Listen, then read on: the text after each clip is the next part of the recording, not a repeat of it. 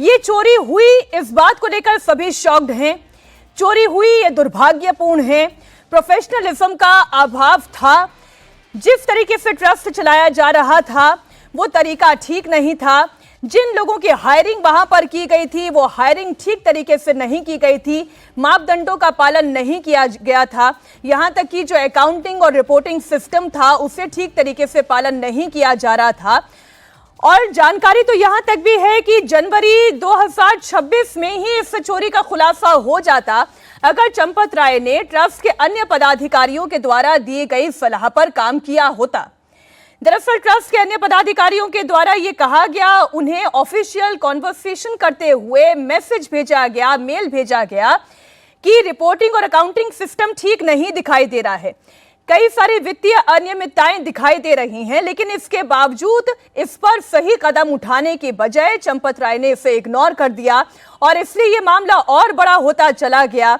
और फिर इसमें चाहे संघ हो, चाहे विश्व हिंदू परिषद हो, विपक्षी दल हो, सरकार हो या खुद ट्रस्ट के पदाधिकारी हो, सब इस वक्त खुलकर इस मामले पर बोल रहे हैं, तो कुछ दबी जुबान में भी बोल रहे हैं। रुचि हमारे साथ जुड़ी हुई हैं। रुचि, अभी तक संघ की ओर से कोई ऑफिशियल स्टेटमेंट नहीं आया था, लेकिन ये पहला ऑफिशियल स्टेटमेंट है। वो ये कह रहे हैं कि ये चोरी दुर्भाग्यपूर्ण है, एसआईटी जांच का वो स्वागत करते हैं। और जब दत्तात्रेय होसवाले ये कहते हैं कि जितने भी भ्रम हैं वो सारे भ्रम दूर होने चाहिए, तो सबसे बड़ा भ्रम तो इस बात को लेकर है कि चंपत राय, अनिल मिश्रा, गोपाल राव, इन तीनों की भूमिका क्या है।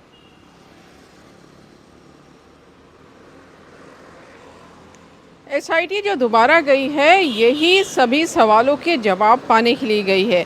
एसआईटी ये कह रही है मीनाक्षी कि 45 दिनों में जो सीसीटीवी फुटेज था उसमें जो लोग चोरी कर रहे थे चढ़ावे की वो तो पकड़ में आ गए, उनको जेल भी, वो गिरफ्तार भी हो गए, जेल भी चले गए। लेकिन यह चोरी सिर्फ 45 दिन तो नहीं हुई मंदिर में, अब पहले भी हुई। उसका कोई सीसीटीवी वहाँ पे है नहीं क्योंकि 45 दिन के अलावा सीसीटीवी फुटेज है नहीं।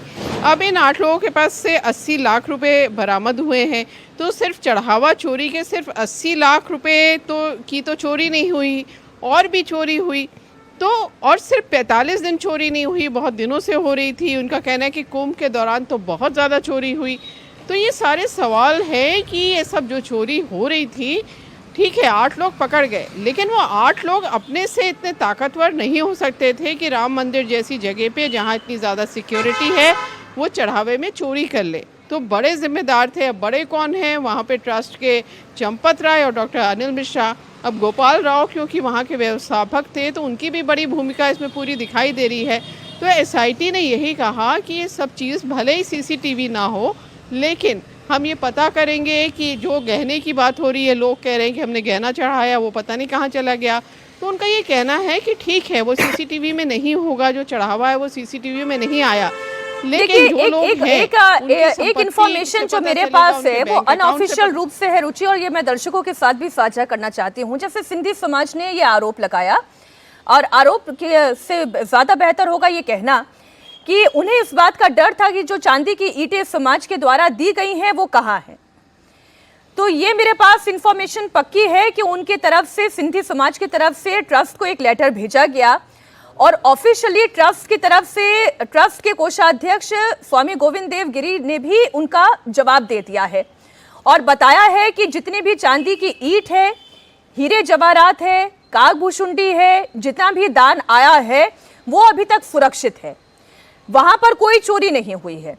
तो जो चोरी हुई है वो दान पात्र से चोरी हुई है, वो कैश की चोरी हुई है, फिर चाहे वो देसी करेंसी हो या फिर विदेशी करेंसी हो, पहली बात।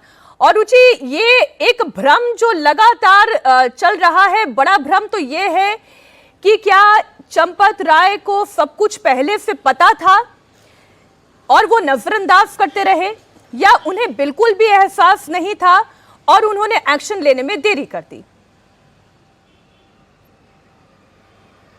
ये दोनों बात है। एक तो जो ज्वेलरी की बात है, तो जो दान पात्र हैं उसमें भी बहुत सारे लोग अपनी सोने की चेन, अंगूठी, ये सब चढ़ाते हैं, सोने के सिक्के, चांदी के सिक्के। तो एसआईटी उस पर बात कर रही है कि जो दान पात्र में सोना चांदी आया, जेवर आया, सिक्के आए, उनके बारे में हम ऐसे पता करेंगे कि प्रॉपर्टी देखेंगे, जो मंदिर में जो ट्रस्ट के बड़े लोग हैं या जो सेवादार हैं उनकी संपत्ति क्या बहुत ज़्यादा इन दिनों में बढ़ गई, उनका अकाउंट बहुत ज़्यादा बढ़ गया, तो ये सारी चीज़ें उनसे अकाउंट के डिटेल्स मांगेंगे। दूसरी बात चंपत राय की है, तो चंपत राय को तो पहले ही से पता था और चंपत राय को ये लग रहा था कि ये मामला, उनका ये कहना था कि ये लोग हैं ठीक है, इन्होंने हमसे आके माफ़ी मांग ली। चंपत राय ने कहा कि ये जो 8 लोग हैं जो सीसीटीवी में दिख रहे हैं, इनको जब हमने पकड़ा तो इनको हमने बुलाया और इन्होंने माफ़ी मांग ली। इनके घर वाले भी आ गए, वो भी हाथ जोड़ने लगे कि ऐसी गलती अब हम आगे हमारे लोग नहीं करेंगे, तो हमने इनको माफ़ कर दिया। तो ये चंपत राय का घर नहीं था मीनाक्षी, राम मंदिर था जहाँ पे लाखों श्रद्धालु जा रहे थे। तो चंपत राय को शुरू में ही एक्शन लेना चाहिए था, शुरू में ही। फिर जब वो चले गए, खुद से रिकवरी कराई, उन सब चीज़ों में एफआईआर करानी चाहिए थी। तो चंपत राय का तो ये बहुत बड़ी, आप कह सकते हैं कि बहुत ही बड़ी लापरवाही। अब एसआईटी की जो रिपोर्ट शुरुआती है वो कह रही कि लापरवाही के दोषी पाए गए हैं चंपत राय और डॉक्टर अनिल मिश्रा। अब ये लापरवाही क्यों बरती गई, इसके पीछे क्या मकसद था, इसकी जांच अभी चल रही है।